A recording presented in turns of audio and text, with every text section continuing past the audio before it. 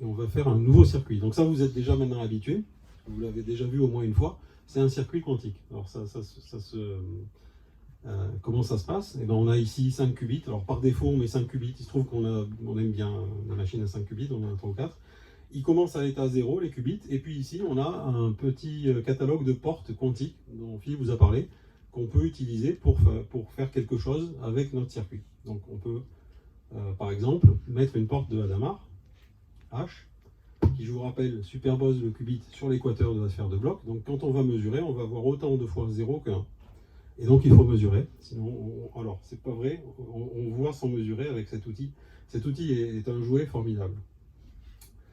Parce qu'ici, on voit, sans que j'ai appliqué de mesure, on voit l'état, la probabilité, enfin, on ne voit pas la probabilité, on voit le vecteur. Actuellement, de mon qubit 0, là, en ce moment, ce vecteur-là, il vaut 1 sur racine de 2 du vecteur 0, plus 1 sur racine de 2 du vecteur 1. Voilà. Et il est comme ça. Et si je veux le voir... pardon... Oh, il m'a enlevé un truc, là. Ah oui, pardon. Hop. Et du coup, ce que je vous disais tout à l'heure, là, l'histoire du cosinus carré, enfin du cosinus θ sur 2 au carré, la probabilité, elle, devient 50%. Évidemment. Là, on est dans le monde réel, ça c'est le simulateur réel, et celui-ci, le premier, s'appelle le simulateur... Enfin, c'est un simulateur qui n'existe pas dans la vraie vie, c'est un simulateur où on verrait l'état quantique. Donc là, on voit l'état quantique, et on voit 1 sur racine de 2. Quand on mesure, on va trouver un demi. Ça va? Non. Oui? Ok. Alors on peut faire mieux. On peut en mettre 2. Hop. Et là, notre vecteur a changé et le résultat a changé. Donc là, on est dans un état de superposition et la possibilité que j'ai de mesurer le résultat 0, 0, ou le résultat 0, 1, ou le résultat 1, 0, ou le résultat 1, 1, eh bien, ces possibilités sont 25-25%. Chacune. Et on peut continuer allègrement et obtenir un état de superposition. Alors comme l'a dit Philippe tout à l'heure, c'est la première chose qu'on fait. Dans un algorithme quantique en général, on commence par tout superposer. Pourquoi? Parce que ce qui va se passer derrière, ça c'est fondamental. Écoutez bien. On va faire quelque chose derrière. Et ce qu'on va faire derrière, eh ben, va produire un résultat pour toutes les valeurs d'entrée en même temps. Et elle est là, la puissance quantique. Quoi que je fasse derrière, ce qui se présente, c'est toutes les possibilités de mon vecteur d'entrée. Toutes les possibilités de la variable, tout ce qu'on peut mettre dans la variable d'entrée, tout à la fois, va être évalué par ce qui va se passer derrière. Alors après, c'est une autre paire de manches que de mesurer quelque chose d'utile avec ça. Si on a le temps, je vous montrerai Dutch ou Grover. Mais c'est un peu compliqué. Mais c'est ça le principe. C'est ça qui fait que le mécanique quantique le calcul quantique est prometteur. Alors après, vous pouvez aussi retirer vos portes, si vous voulez. Voilà, aussi simplement que ça. Il y a un truc qui est super aussi, c'est ici, vous avez reconnu, ouais, on voit pas tellement. Pas super lumineux, inférieur / supérieur, un peu comme une balise HTML. Et là, vous avez accès au code.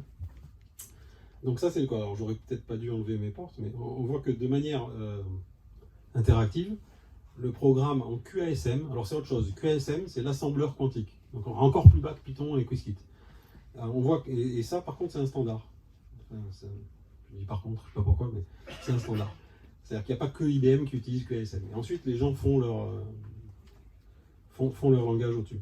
Et là, de manière interactive, par exemple, si je veux avoir que 3 qubits, voilà, tac, je veux enlever ma porte de Hadamard sur le qubit numéro 2, je l'enlève, et le tour est joué. Et puis on va mettre, ah oui, non, ouais, allez, on y va, soyons fous, on peut faire des tas de choses, mais on va faire le classique. Vous ne pouvez pas quitter une conférence de quantum sans avoir fait ce circuit-là. Ce circuit-là, c'est le B à bas, il est important, c'est le Hello World du quantique, le voilà, mesdames et messieurs. Ce circuit-là, c'est une porte de Hadamard sur 1 qubit, et on l'a vu avec 4, avec Philippe, et puis une synote sur le deuxième qubit. Donc ça vaut le coup d'y passer une minute. La synote, ça veut dire, je m'aperçois que peut-être vous ne savez pas, c'est une contrôle note. Et donc c'est un note, vous savez, hein, qui est contrôlé par l'état du premier qubit. En clair, si mon qubit de contrôle est à 0, je ne fais rien sur le qubit cible. si mon qubit de contrôle est à 1, je flippe, je fais non sur l'état de mon qubit cible. Donc là, je reviens sur mes mesures. Ici, j'ai 0 en entrée, et comme j'ai 0 sur le contrôleur, la cible est à 0, il ne se passe rien, tout le monde est à 0. Le résultat, c'est 0, 0. Maintenant, si je mets un non sur mon qubit 1 avant cette porte-là, à ce moment-là, ce qui s'est passé, c'est que mon qubit 0, pardon, je me suis trompé, mon qubit 0 est à l'état 1 ici, donc j'inverse l'état de mon qubit cible, et mon résultat, c'est 1, 1. Les deux valent 1. Celui-là, il vaut 1, et il contrôle, donc il ne lui arrive rien. Et celui-ci, il valait 0, et il a été contrôlé note par celui de l'autre qui vaut 1, puisque je l'ai inversé. Et donc on a l'état 1, 1. Ça va jusque-là? C'est compris, hein, simple. Avant, on pouvait virer la porte comme ça, en la draguant autrement. Alors maintenant, si je reviens sur mon histoire de H, et de C0. Alors là, ce qui se passe, c'est que mon qubit 0, il arrive au début, il est à 0. Je le superpose. Donc il est à la fois, enfin, il est autant 0 que 1. Il est à la fois 0 et 1. Et maintenant, étant à la fois 0 et 1, il s'amuse à contrôler l'autre. Donc l'autre, qu'est-ce qui lui arrive? Eh ben, il se met à la fois à 0 et 1. Et en gros, s'il était à 0, eh ben lui, il reste à 0. S'il était à 1, lui, il passe à 1. Ça, c'est super simple, ça fait facile, il n'y a rien qui vous choque. Et pourtant, là, on est sur quelque chose... Alors, et c'est normal, c'est facile, il n'y a rien qui doit vous choquer. Pourtant, on a fait apparaître l'intrication. Parce que maintenant, quand je mesure le qubit 0, comme le seul état que j'ai, bon, je suis très gêné, je vais faire un truc là. Tac. Je vais enlever le troisième qubit parce que visuellement il me gêne, je ne sais pas vous, mais... Voilà.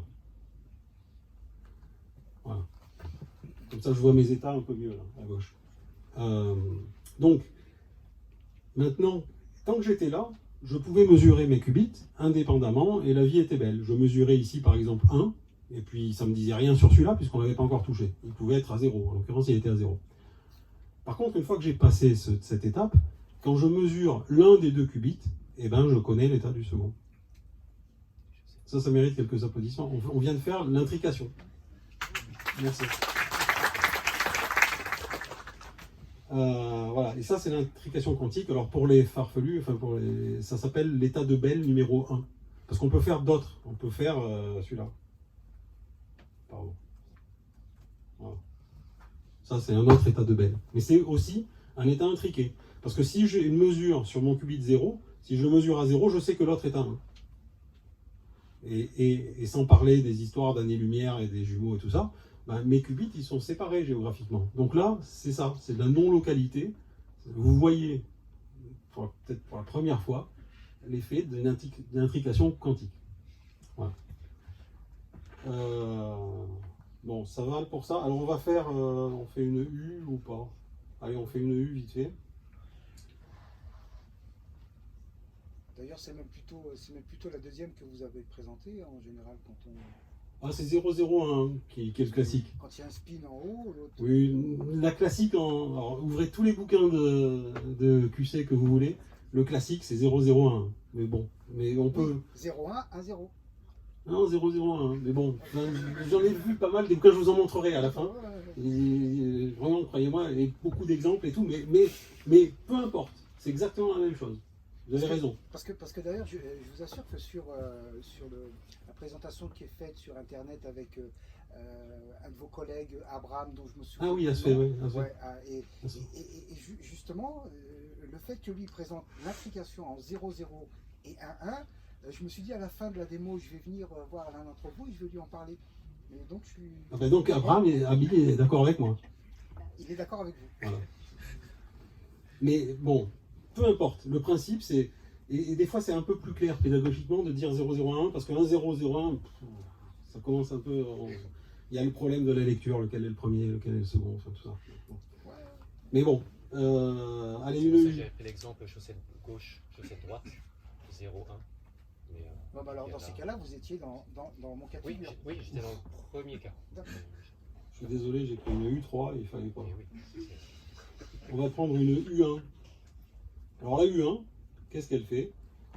Elle me fait une rotation, on va prendre plus simple, on va prendre une RX, si vous voulez bien. Ça fait une rotation autour d'un axe X. Donc vous vous souvenez, axe Z, 0, 1, l'axe X, oublions l'axe Y pour le moment. Donc on va faire tourner mon qubit autour de l'axe X.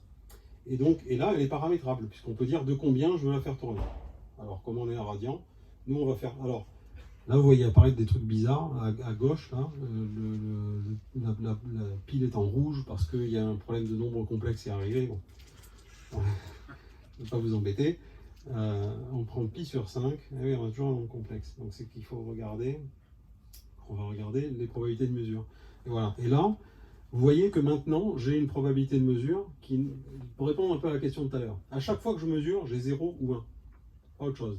Mais en probabilité de mesure, je vais avoir le carré du cosinus de pi sur 5 sur 2, pi sur 10. Voilà. On pourra en reparler si vous voulez devant le coca. Ça va pour l'instant ou pas? Je vous rassure que l'aspirine est compris dans le prix. Allez, on revient. Et maintenant, on va le faire avec Python, c'est beaucoup plus rigolo. Et comme ça, vous aurez vu et vous saurez, dès ce soir, vous pouvez programmer une machine quantique avec Python. Donc, ce dont on a besoin, c'est d'aller chercher ce dont on a besoin dans la bibliothèque Qiskit. Donc, je passe cette affaire, je vais chercher dans la bibliothèque les objets dont j'ai besoin. Et puis, pour faire un circuit, maintenant vous êtes expert en circuit quantique. Pour faire un circuit, il faut que j'ai un registre quantique avec des qubits et un registre classique pour pouvoir lire avec des bits. Donc on va appeler QR, classiquement, égale quantum register. Et là, je vais faire un seul qubit, donc 1.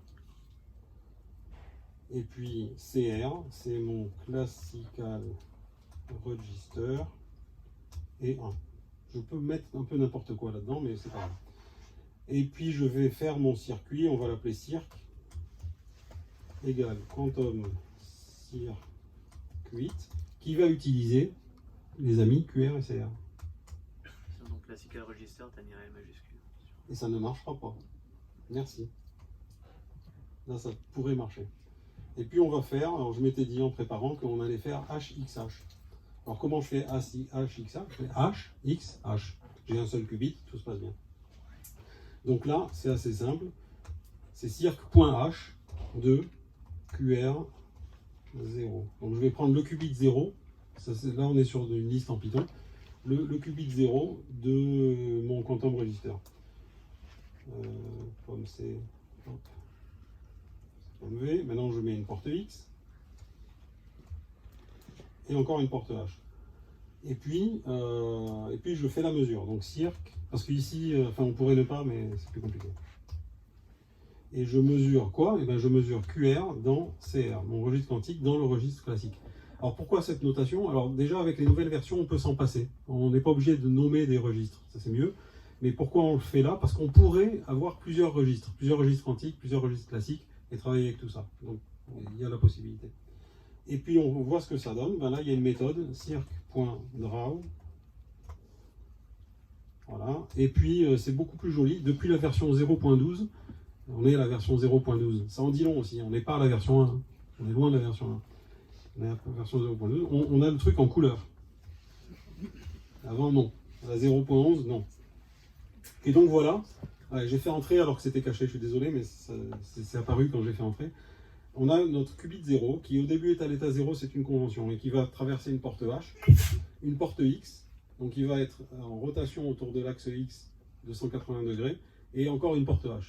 Eh bien, qui peut me dire ce que ça fait? Sauf Philippe. Bon, voilà, c'est un peu difficile. C'est là que je dis que c'est d'une complexité noire, parce que là on est sur un truc super simple. Bon, en fait, la solution est écrite ici.